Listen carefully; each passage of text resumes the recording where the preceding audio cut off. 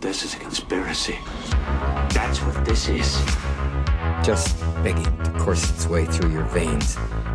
Let's just for a moment speculate, shall we? You're into comic books, aren't you? I'm a nerd. But you do like comic books. Comic books aren't just for sad nerds anymore. Objection, calls for speculation, move to strike. This is a bad idea. This is a bad idea. You think we need one more? You think we need one more? All right, we'll get one more. Hello, and welcome to Spec Tales, a comic book podcast. I'm Jake, he's Jesus, and this is episode 7. It's been nearly 2 weeks since we last recorded. Jesus, how's it going? It's going great, man. Can't complain. Nice. All right. Well, for everybody out there, before we jump into the show, I just wanted to, or Jesus and I wanted to give a big thank you to everybody who's been listening and everybody who just jumped on the last episode. Episode 6 with Jason from Certified Comics has been our best, most downloaded episode yet. So we wanted to say thank you very much to everybody who, downloaded that and listened to it. If you guys are enjoying what you're listening to, another special request we have, go ahead and go back to Apple Podcasts and give us a quick review. Give us throw us a couple of stars or however many you see is appropriate. And please go ahead and toss out a review. That does help us. The more people who can find us based on those reviews, the more, I guess the easier it is for people to find us is the best way to put it. But that's kind of the only thing I have to say on that. Again, thanks everybody for listening. I think we've got a really good show coming up. We're going to talk, more speculation. We've got a little bit of a story from the internet that we're going to toss out and recent purchases. I'm excited to tell Jesus because he has not heard what I've recently purchased and I don't know what he's recently purchased. So how about we jump into that? Jesus, let's see. What'd you buy? So I haven't bought too much stuff this week. I've been trying to make some deals and chase some books. Today, actually, I did get a hold of a couple books that I'm specking on, whether for a good reason or not, or whether a lot of people are on it or not. I enjoy the story. I was able to get about 5 copies of the first print of the The Nice House on the Lake. Number 1, first printing. I was able to get them at pretty reasonable prices. I like anything James Tynion writes recently, like Somebody's Killing the Children, Department of Truth. I feel he has a hit on his hands with this as well, and this should be, I feel it should be adapted at some point. But it's just a good story so far. We want to hear more. I've been seeing a lot of people saying that they're ready to, read some more on this story. So I bought some of those. And I caught up on some of my reading on my pull list, like the rest of the Somebody's Killing the Children, Geiger that I hadn't bought, and a couple of Department of Truth that I hadn't bought. So that's all I bought this week. A Tiny Onion, man. That dude. I don't know how he has the time to write everything he does, but Somebody's Killing the Children is one of my favorites. He's definitely great. So nice. All right, good purchases. All right, well, here's one that I teased you with, I guess, last week, but I told you I wouldn't tell you until we got on the show. So we talked in speculation a couple of weeks ago about what Man-Thing book was going to be the book, right? Because a lot of people are already talking that he's going to be coming to the MCU. He's going to be coming with all the other monsters like Dracula and Blade and all of that. Because Disney MCU is going into the horror realm. Werewolf by Night, exactly. So it only makes sense. Man-Thing would also be in the mix.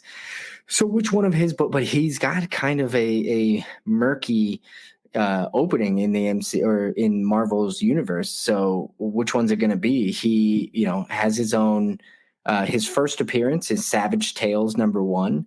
But that's more of a magazine. It is not a comic book. And then there's, what's his first one? What did we say that was again? Fear 19. Journey into Fear, number 11. That's right. Adventure into Fear. Adventure into Fear? All right. Yeah. Well, we'll get it right eventually. Either way, which one is it going to be? Well, you may already be able to guess because I can name one of them and I can't name the other. I went ahead and I dove head first and I got a Savage Tales #1. So Wow, this man. it's a magazine. I don't buy a ton of magazines. I've got creepy magazines. Mhm. But this is a first. I bought a Raw. So What a raw one. What? I bought a Raw one, exactly. So I'm going to have to go through the entire process of getting this thing graded, which is going to be new for me as well. So it's going to be an interesting story all on its own. And I will let you in on exactly why I decided to go with this instead of the other one. I've been wanting to get a Man-Thing book. Mhm. Well, last week there was a sale on Heritage Auctions. And it was a Savage Lands #1, a 9.6 graded copy, and huge sale. Not Savage Land, Savage Tales. That's what I said. You said Savage Land. Oh no, that's totally different area. Savage Tales. That's a different spec. That's a different spec for a different episode. Spec. Don't get your specs confused, everybody. So Savage Tales #1 sold. It was a 9.6, sold on Heritage Auctions for $5,760. Huge sale, massive sale. Ended on August 23rd. And I guess to say, when we were asking our question, which one was going to be the bigger book? Was it going to be the first appearance in the magazine, or was it going to be the first appearance in comics? And I think hands down we have our answer. And I'd like to thank Ryan over at Automatic Comics for letting me know about that sale. Basically, the moment that sale happened, he let me know because he knew that we had been talking about it on our show. I went and I had received an offer on eBay from a seller. They had pushed a sale to me, and they had discounted the book by a couple $100 at least. But the book had been sitting on eBay for months because I've been following it, watching it for months. So it wasn't selling, and they ended up just tossing a pretty good discount to me, and I countered with an even lower number. Not a super low ball, but I countered with a lower number just to see, and they accepted. So deal was made. I'm supposed to be getting that thing. I'm supposed to be getting that thing. It's coming from Canada, so I'll get that on Tuesday. Either way, man. We'll see. We'll see. I think it's a good grade, though. I think it'll come in. Could come in around an 8. I think. Okay, so a couple questions. One, not questions, but some commentary too. I do want to shout out Ryan at Automatic Comics because I did watch that video, and I was pleasantly surprised when the #1 came up, and I think that was a #1 or one or two on his top 10 sales of the week. For on the high side and being so much higher than his anticipated gavel price, if you will. But man, it is, he talks about it's a Buscema cover. It's a really cool cover. It's iconic, I think, in a sense. It is a magazine, so we've talked about that. Some collectors shy away from magazines, others don't have a problem with it. Just depending on if it's important for the collection or the character. Like, I mean, if you had Wolverine's first appearance in a magazine, I'm sure people would be buying the magazine. Like, people wouldn't care. You know what I mean? So I think that's a great pickup, man. That's a great pickup. Second, I guess, question or comment I wanted to ask was, you mentioned it was an 8. Did you target the highest grade possible, or what were you looking for whenever you saw this? So I was of course, looking for a higher, the highest grade I could find within a raw. I was, for some reason, I really wanted a raw on this one. I wanted to grab a raw copy. There are not a ton of copies out there. I'm sure they're out there. Not a ton out there for sale. I have been following Man-Thing for a few months. Probably since May or April, something along those lines. I've been just, watching all the books that come up on eBay. I check for it routinely, and they don't come up that often. So when this one, had been up for several months, I knew the photos that were available online by like the back of my hand. I can tell you where all the nicks are and the problems and things like that. And then, like I said, I think it could come in around an 8.0. I had to do a little bit more research because grading magazines is not the same as grading comics. Mm-hmm. Yeah. My other question is, you have those beautiful, creepy magazines on your Instagram, right? Yep. Did you buy those raw or did you buy those graded? I got those raw.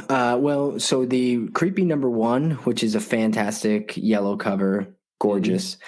I got a 7.5 white page copy, and I found that on eBay for literally $100. I couldn't believe how cheap it was. No, it was graded. It was graded. Okay. I couldn't believe it that it was that cheap on eBay. So I definitely pulled the trigger on it.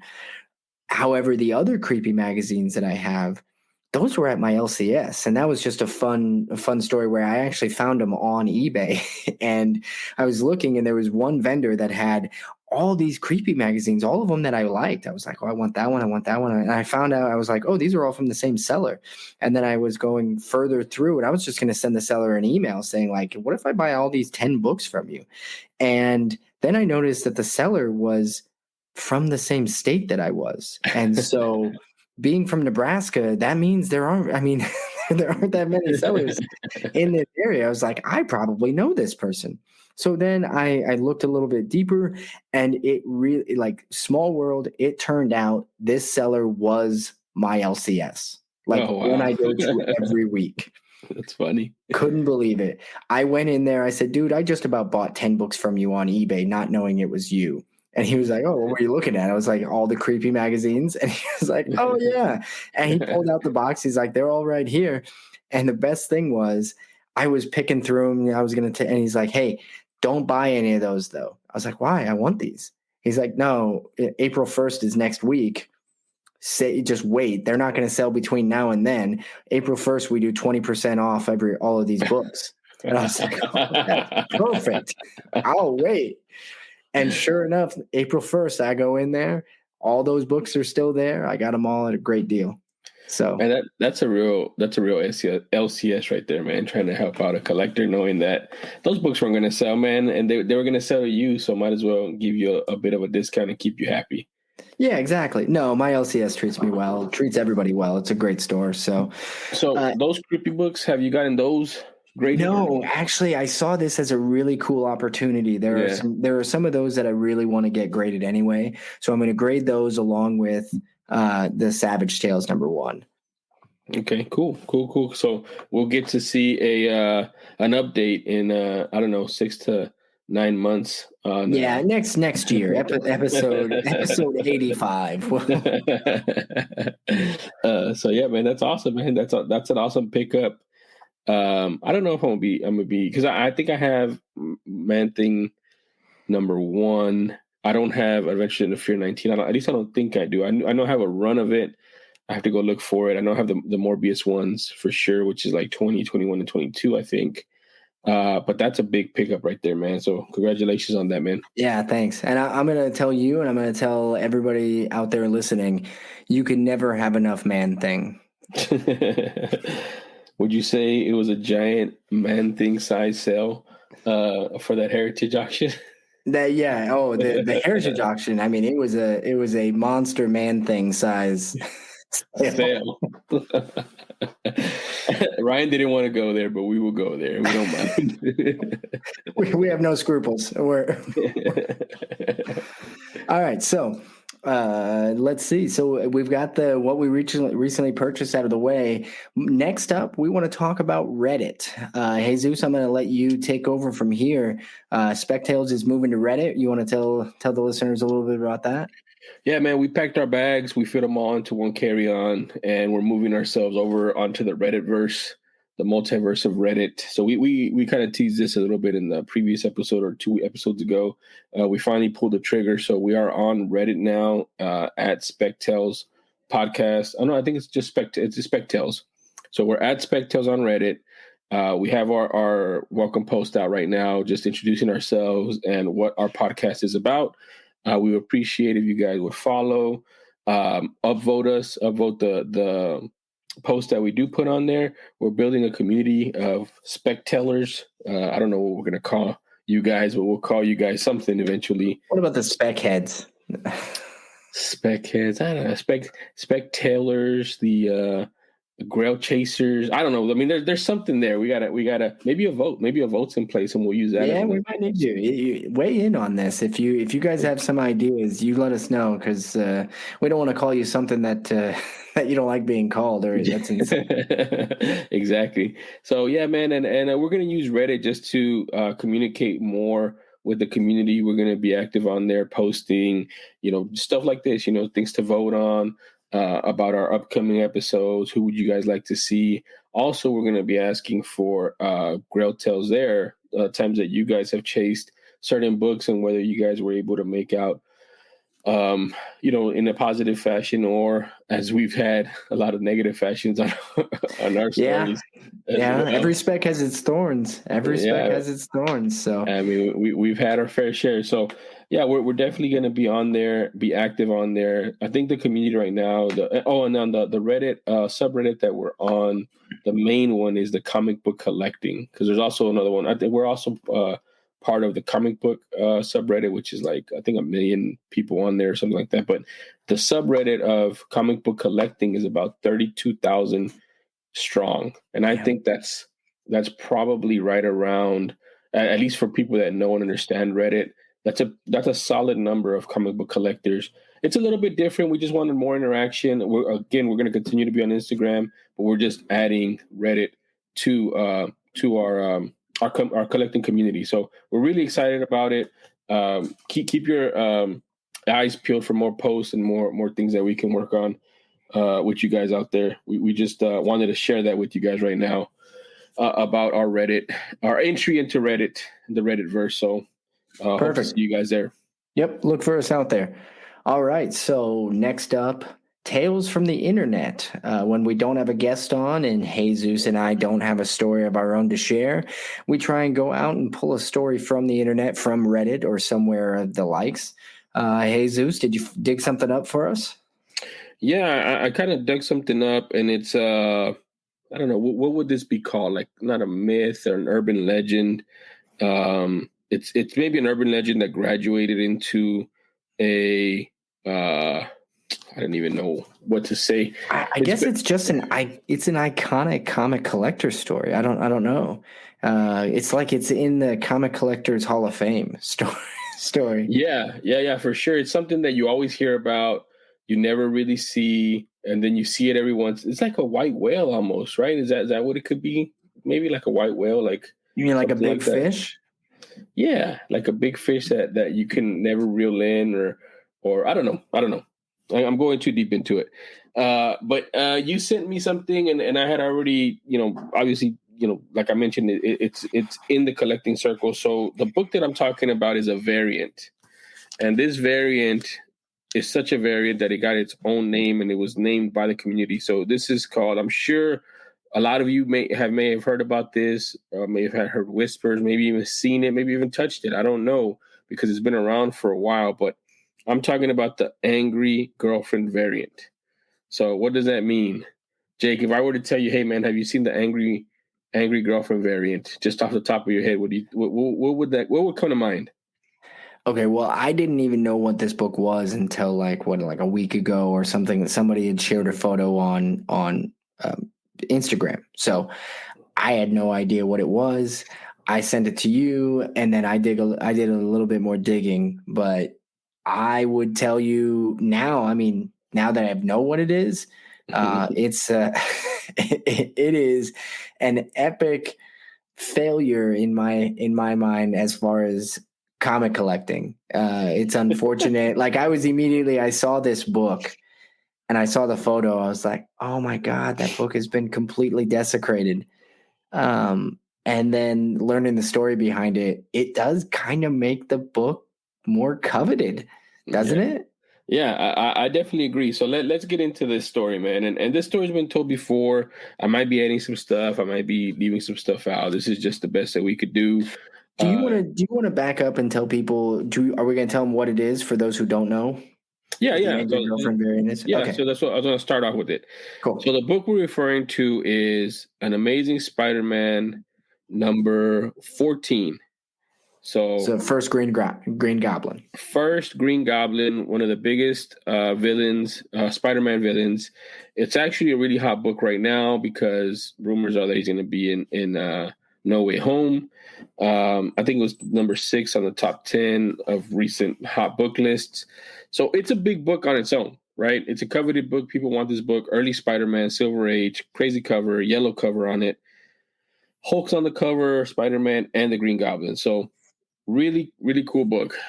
The difference in this book and why it's called the Angry Girlfriend variant is because this book, like you mentioned, has been desecrated.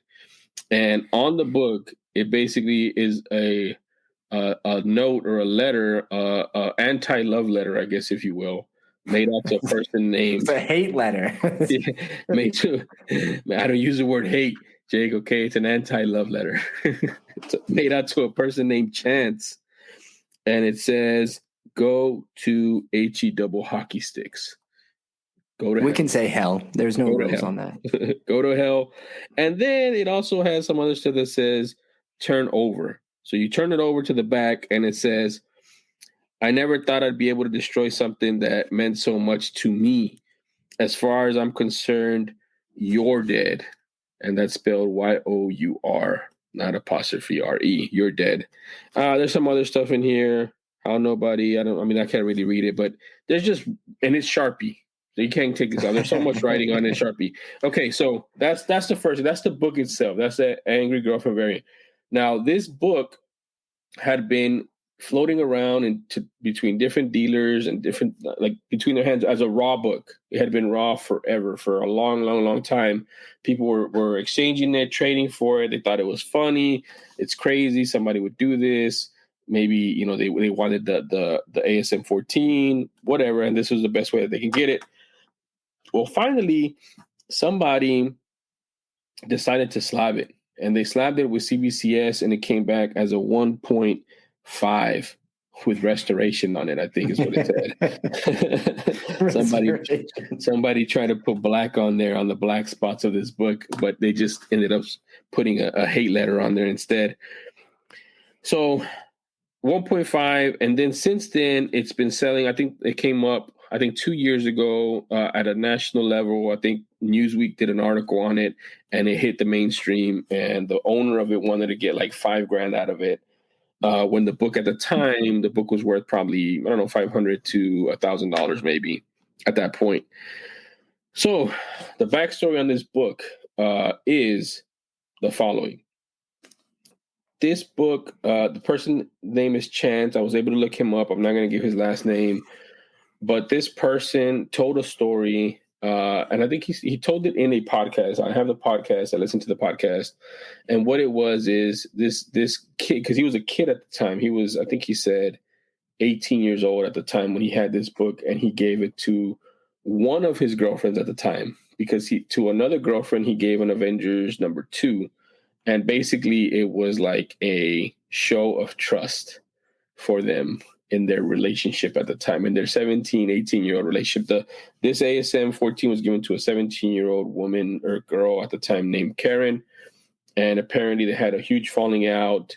It was very ugly.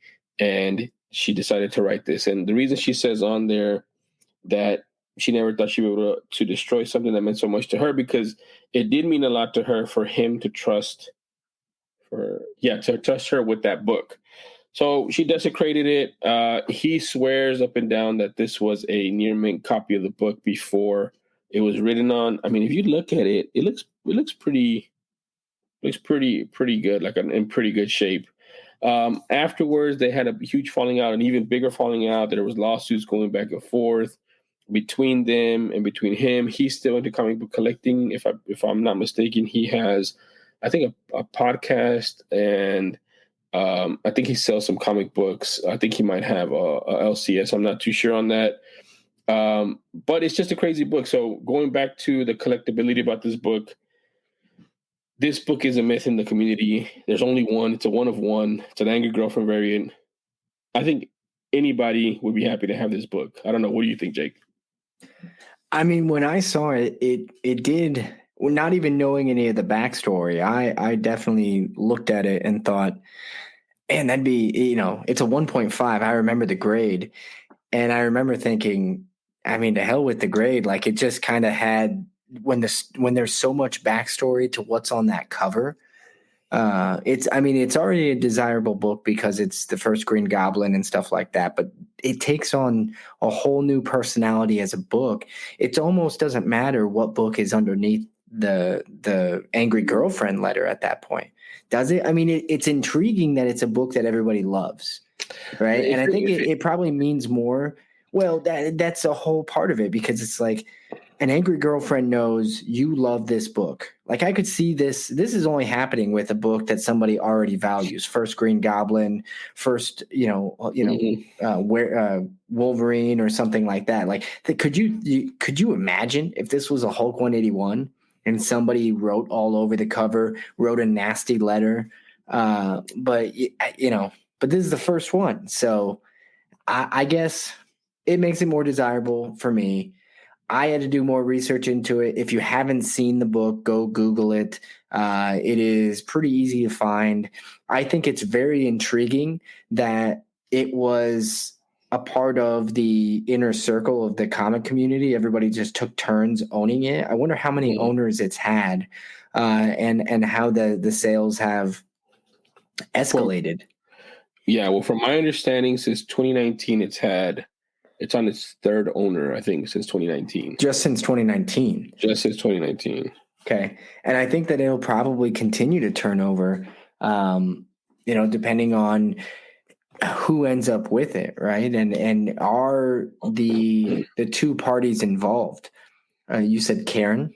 Mm-hmm. So Karen or Chance, are they going to end up trying to get this book back? Just the value of it, now it's valuable because of how famous it is.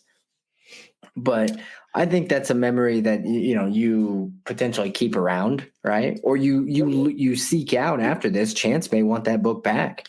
It's a part of his personal history. Well, yeah, I would say for sure Chance would want it back. I would say there's also other moving parts, like would your significant other be okay with that if it wasn't them? And then, going back to our conversation we had on Certified Comic Talk with Jason, you were able to keep that book that was your first book for collecting, and I wasn't. But if I had a chance to, if I somehow got hit in the head and I remembered what book it was, I'd want it back and I'd try to go get it. And it'd be even more valuable to me if it was that exact copy. So absolutely, I think somebody like a Chance would probably want this book back because, like you said, it is part of your history, Yeah, exactly. No, I think it's a great story. I definitely think that it's such an infamous story. I think it's important that we shared that on Grail Tales. I don't know. Is that a Grail? Is that book? Has it moved into Grail status? Right? Somebody gets it. It's one of a kind. Oh, that book specifically? Yes. ASM 14? No, I don't think so. But definitely that one of one. Well, hold on. Now let's back up. ASM 14 is a Grail of sorts. I mean, Green Goblin is one of the, not just Spider-Man villains, but one of the greatest villains in Marvel lore. Maybe. I mean, he's top 10. He's green and he flies. There's literally another guy called Vulture who's also green and he flies. I mean, come on, man. Like switch it up a little bit. At least Kingpin is a big mafia boss looking guy. You know what I mean? I mean, it's a Shocker. He shocks you. Electro and the Shocker, same guy, just different suits. You know what I mean? Mix it up a little bit, man. So I that's why I don't hold him that high. There's another guy that I can go after, which is the Vulture if I wanted to. Oh, all right. So Jesus is not a buyer on ASM 14. So moving on. By the way, send all of your hate mail to @guaranteed-comics on Instagram. Don't send your ASM 14 hate mail towards me. I think that Green Goblin is one of the best villains out there. So let's move on. All right, so we got a Grail Tale, and for just to follow up on Grail Tales, we love telling people stories about comic books. I made this comment we were on Jason's podcast for Certified Comic Talk. Definitely go over and check that out. That episode just released this last Saturday.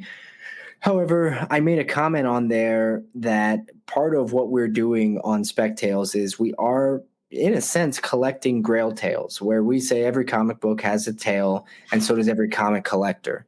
And we are, in a sense, just collecting those stories, and we're putting them out for everybody to listen to, because I think that's what collectors like talking to other collectors about buying books, right? How did you get that, right? Isn't that one of the first questions you always ask? Like somebody comes up with this big book and you're just like, how did you get that? Tell me the story, right? Well, that's what we're trying to collect. So if you do have a great Grail Tale and you're just wanting to share it, what was the biggest book that you wanted that you ended up getting and how you got it? And you may start by saying, this is not a very interesting story, but 20 minutes later, you finish telling the story and you're like, oh man, that was actually a little bit more interesting than I thought. Usually there's always hurdles, or you're dealing with a seller that is maybe trying to overprice it, or maybe you got it for a hell of a deal and you found it at a garage sale, right? We want to hear those stories. So please do reach out to us. spectalespodcast@gmail.com is an easy way to reach us. You can also reach us on Instagram at spec_tales_podcast. That's on Instagram. And as Jesus mentioned earlier in the episode, we are also going to be on Reddit as well. So please, in anywhere you can, send us a story. We'll read it. We don't have to use your name if you don't want. Otherwise, we just want to know stories about how people got the comic book that they always wanted, right? Or in some cases, missed out, right? Yeah. I think swing and misses also make for great stories, and also sometimes swing and misses make for great stories, and they make for greater stories whenever you do finally catch up to that pitch and you do get that book in your collection after you swung a couple times for it. So yeah, we just want to hear stories, guys. I think that's what a lot of this community is about as well, just kind of sharing how you found what you were looking for. And again, a lot of these stories that we're telling, are some big books, but they don't have to be big books, man. They just have to be books that are meaningful and valuable to you, and just what it took for you guys to get it. I know there's some very, very hard to find books out there that aren't as valuable as people might think, but they're still hard to find, and you still have to go through hoops to get them. So we just want to hear some stories, want to see you guys' struggles, see what you guys think, and we want to share it with everybody else. Absolutely. All right. So let's go into one of my favorite parts that we do every week. And I usually end up learning something from you, Jesus, on this. Let's talk about speculations. I'll throw out a spec. You can throw out a spec and we can kind of go from there. I'll go first because I've been kind of excited to talk about this book. So I've been, like most people, the Spider-Man trailer came out since our last recording. I didn't analyze every frame, but something that I noticed, and it's not like they've been hiding it, right? So in the trailer, they show that Doctor Strange and Peter Parker open up another dimension, the multiverse. So, and setting up Multiverse of Madness, I imagine in some sense, right? We're going to get done with this Spider-Man movie. The multiverse is going to be opened up and Doctor Strange is going to have to resolve that.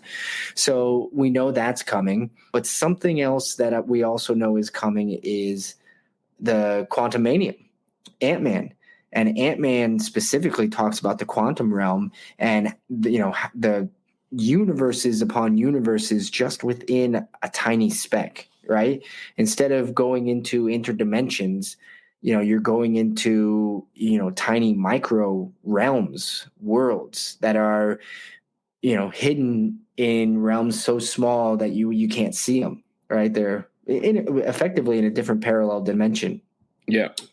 So that all just takes me, all the way down to, I'm trying to look ahead, Fantastic Four.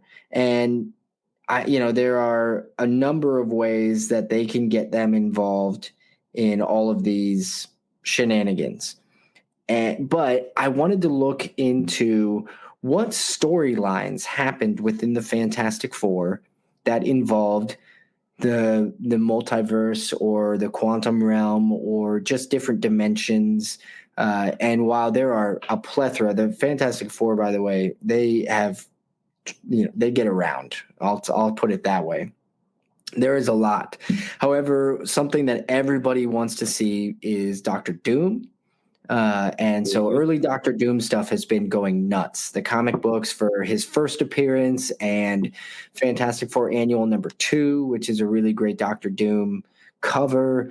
A lot of Doctor Doom stuff is just skyrocketing when it comes to prices. So something that happens in an early Doctor Doom story is Doctor Doom is hit with a shrink ray and he seemingly disappears, right? He shrinks into nothingness.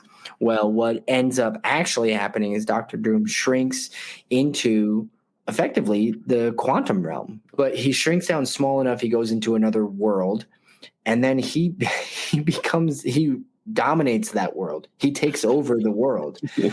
He makes it his, and then he uses the power that he has within this micro world to pull the Fantastic Four in and enslave them. And then he sends them off to be slaves he sells them to the lizard people within this micro world that he's conquered. And the Fantastic Four are saved by none other than Ant-Man, who shrinks down, goes into the micro world, and saves the Fantastic Four, and they end up defeating Dr. Doom. Well, I don't know. Obviously, this is all just absolute crazy speculation, a comic book conspiracy theory, maybe. But there is a book that covers this story, and it's Fantastic Four #16. So it's not a new book. It is not the cheapest book out there, but it's kind of somewhat under the radar when it comes to all of the Fantastic Four speculation, because it is not the first appearance of the Fantastic Four, the first appearance of Dr. Doom, or any of those items, but it carries a lot of the characters that everybody wants to see and some of the storylines when it comes to the micro world or the micro realm or quantum realm. There are so many different names within the comic book world about what they're called. So we'll call it the quantum realm. But Fantastic Four 16 is an absolute stunning cover. Go look it up. It's red. It's gorgeous. There is Dr. Doom is right on it, and he's got a big hand, and he's holding the Fantastic Four in his hand. It's a gorgeous cover. I am starting to spec on this just because it's a great story. It seems like it could correlate to some of the storylines that we're potentially seeing unfold within the MCU. So I think I'm going to try and grab a copy of this. And I would say this is, if you want to know what I'm specking on, that's what it is. Man, that's pretty interesting. A couple of things on that.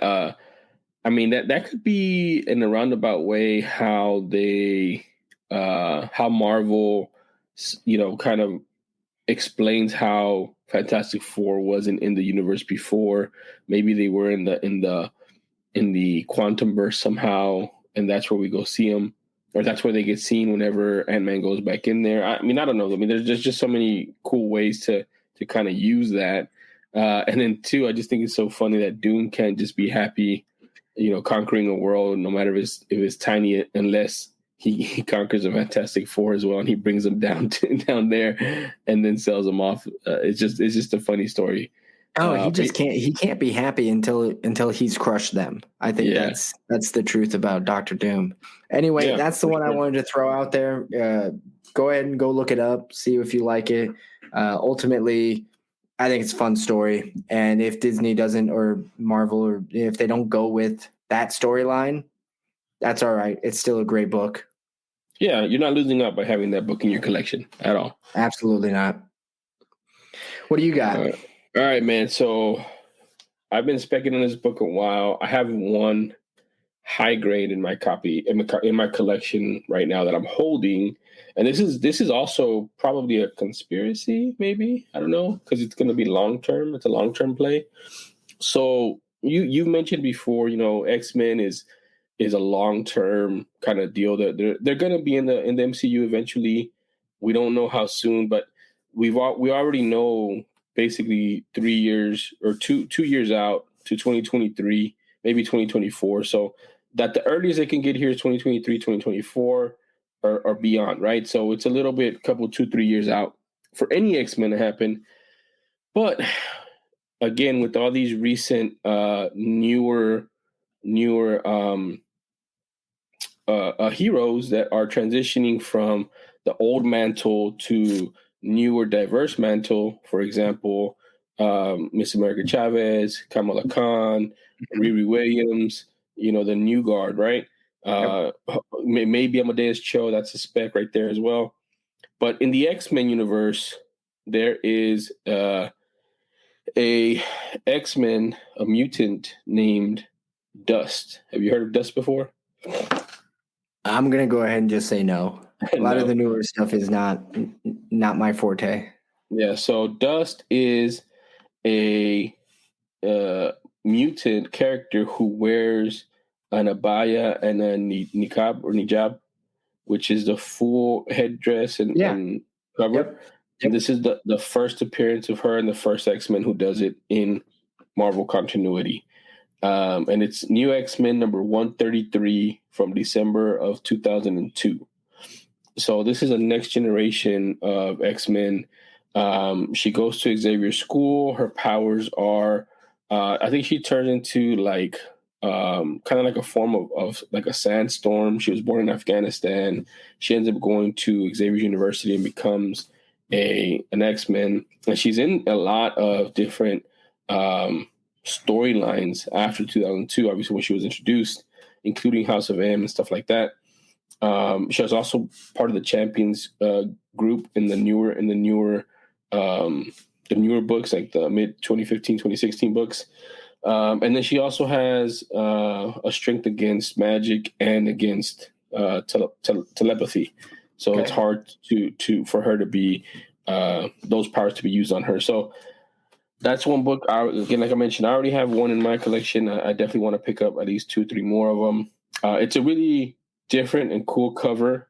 It's an all black cover, basically. New X-Men title on the top right corner. Top and the bottom are black, and then all you can see is eyes, which is her eyes.